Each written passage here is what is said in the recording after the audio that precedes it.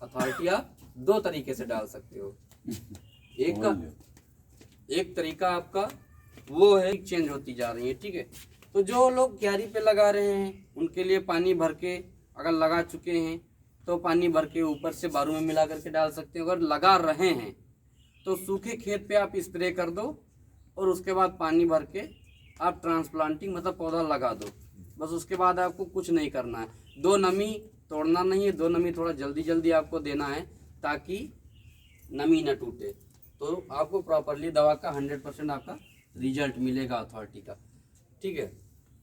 अगर आपका रुपाई के बाद डाल रहे हो तो आपका भी उतना ही डोज जाएगा, लेकिन जो मैंने बताया है उस तरीके से डालना है कि मिट्टी में मिला करके पानी भर के दूसरे पानी पे आराम से डाल दो, ठीक है।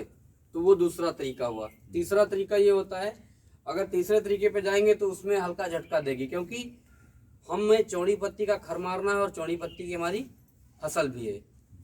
तो अगर दोनों एक ही कुल के हैं तो दोनों को नुकसान पहुंचेगी, क्षत पहुंचेगी। मतलब पिपरमिंट भी आपका हल्का झलसेगी और आपका खर भी जाएगा, ठीक है।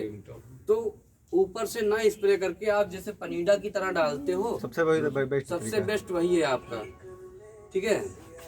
सबसे बेस्ट आपका वही है। आप वही क्या कहते हैं, आपको डाल करके और ट्रांसप्लांटिंग कर दो। और ये इसमें घबराने वाली बात नहीं है। भादा जितना भी निकलेगा वो पीला होते हुए निकलेगा। ये नहीं बोलना कि डॉक्टर साहब आप आए थे बता करके गए कि भादा नहीं होगा, निकलेगा, सारा पीला पड़ के निकलेगा। जैसे मैंने अभी फोटो पे दिखाया आपको, सारा पीला पड़ रहा है, ठीक है। तो भादा पूरा निकलेगा लेकिन पीला पड़ के निकलेगा।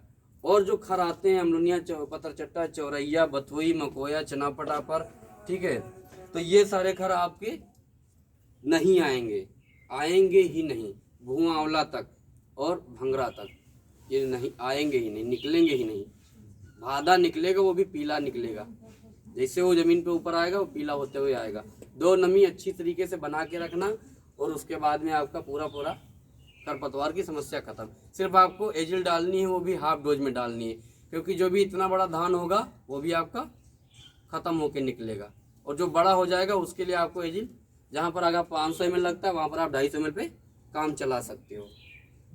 और पहली बार अगर भादा बहुत ज़्यादा है तो पहली बार में आपको आधे से मतलब 70% रिजल्ट मिलेगा। दूसरी बार दूसरी फसल पे जब यूज करोगे दूसरे ईयर पे तो आपको 100% रिजल्ट मिलेगा। और 2-3 सीजन आपको बराबर अगर मेंथा में यूज कर लिए तो फिर ये आपके 6-7 साल तक दोबारा होगा भी नहीं उस खेत में। क्योंकि ये जो मुकलन विधि होती है भादा में, भादा की भुड़लिया जो जितने भागों में कटती है उतने भागों में वो कल्ले फोड़ करके निकलती है, उसे मुकलन विधि कहते हैं, ठीक है। मुकलन विधि जो भी कंद वाली फसलें होती हैं उनमें होता है, मूली में नहीं होता है, गाजर में नहीं होता है, बाकी आपका हर एक फसल में होता है। शकरकंद है, अगर काट के उसको दबाओगे, या आपका घुइयाँ है, या आपका ये भादा बोल दिए जैसे, तो वो आपकी मुकलन विधि है जिसमें आपके जितने पार्ट्स कटेंगे उतने में उसके नए कल्ले निकलेंगे। तो ये उसको ही ख़त्म करती है, जो आपका गांठ होती है उसको ही ख़त्म करती है सीधे, और आपका भादा खत्म होगा। अमलोनिया, पतरचट्टा तो आएगा ही नहीं। अथॉरिटी के नाम से जो डोज रहेगी वो रहेगी 2 से 250 ml प्रति एकड़ के हिसाब से। 200 ml पे भी इसके एक्सीलेंट रिजल्ट है। 300 ml की पैकिंग आती है जो आपको 7 बीघे में यूज करना है। 300 ml की पैकिंग आती है, 7 बीघे में आपको यूज करना है। अथॉरिटी के नाम से प्रोडक्ट जो आता है, और 200 ml एकड़ आपको डालना है। 300 ml की पैकिंग है, जाहिर सी बात है कि 1.5 एकड़ की दवा हो जाएगी आपको, लेकिन आपको 7 बीघे में उसको डालना है। फिर आप उससे आपको संतुष्टि मिलेगी कि हमने कुछ डाला था, उससे आपको 100%। और पहली बार जब यूज करना तो जिस खेत में सबसे ज़्यादा होगा उसी खेत में आपको डाल के देखना है कि हाँ इसमें क्या रिजल्ट इसके आ रहे हैं अथॉरिटी के, ठीक है। तो अथॉरिटी और ऊपर से स्प्रे करने की सलाह मैं नहीं दूंगा, क्योंकि वो झटका देगी, 40% झटका देती है ऊपर से आप यूज कर सकते हो अपने सरसों। अगर कोई भी किसान सरसों लेता है, सरसों की फसल लगाता है, अगर उसमें मुकैया, पतरचट्टा, अमलोनिया या जंगली पालक वगैरह आती है तो आप उसमें आप 7 से 8 ml, 7 से 8 ml, 7 से 10 ml, 7 से 8 ml, वो आपको डिसाइड करना है कि कितना पड़ना है भाई। जैसे जो यंगस्टर होते हैं उनको फुल डोज लगती है, जो अभी बिल्डर होते हैं, जो छोटे बच्चे होते हैं उनको हाफ डोज लगती है। तो उस हिसाब से खर की आप ग्रोथ देखना कि कितना है, बड़ा है या छोटा है, उस हिसाब से डोज ऊपर नीचे आपको डिसाइड करेंगे। तो दुकान के पास जाते हो बोलते हो भैया थोड़ा बड़ा है, तो क्या होता है थोड़ा दवा बढ़ा लो, ठीक है। तो मैं सरसों में आपको 8 से 10 ml की डोज में बता के जा रहा हूँ। सरसों चाहे फूल दे रही हो चाहे छोटी हो, सरसों पे कोई भी झटका नहीं देगा, बथुआ मारेगा और आपका ये मकोए और चना पटापर वगैरह ये सब आपका अच्छी तरीके से मारेगा सरसों में, ठीक है। तो दोनों फसल पे आप इसको उपयोग कर सकते हो। एक तो मेंथा में डोज इसकी ज्यादा है, 200 ml एकड़ के हिसाब से 300 ml की पैकिंग मिलेगी आपको। आप अगर सरसों लगाना चाहते हो, अगर आपके पास एक ही एकड़ है तो 200 ml आप डाल लो, 100 ml रख लो, अपना सरसों वगैरह लगाते हो उसमें डाल लो आराम से, है ना। अगर आपके पास ज्यादा है तो उस हिसाब से आप काम कर लो, ठीक है।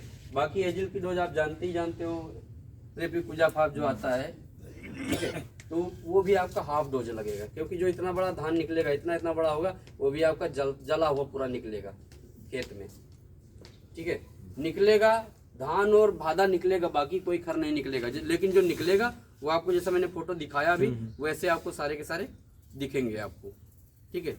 तो उस तरीके से खरपतवार की समस्या आप खत्म कर सकते हो, जो आपको 4 बार लेबर लाना, या आप अपनी मजदूरी कम कर सकते हो, या अपनी मेहनत कम कर सकते हो। क्योंकि बहुत किसान जो होते हैं अपनी हाथ ये खरपतवार वाली दवाएं जो होती हैं अपने हाथ ही डालते हैं कि ताकि छूटे ना, या प्रॉपरली पड़ जाए अच्छी तरीके से, कि हम डालते लेबर से डलवा रहे हैं और कहीं एक कांटा वो छोड़ गया, सही बात, छोड़ दिया, ठीक है।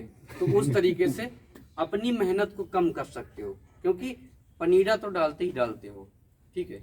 पनीरा का अच्छा रिजल्ट डाले ना तो, लेकिन वो रिजल्ट अगर पनीरा ना डालो तो कहते हो कि और ज्यादा हो, ठीक है। अगर अब मैं बात करूं खर्चे की और लागत की, तो आप जोड़िएगा, सभी के पास मोबाइल है, अपना कैलकुलेटर खोलिएगा, सबसे पहले पनीरा जोड़िएगा 480 रुपए का, ठीक है। फिर एजिल जोड़िएगा 800 रुपए लीटर, 900 रुपए के हिसाब से, 800 1600 रुपए दिए थे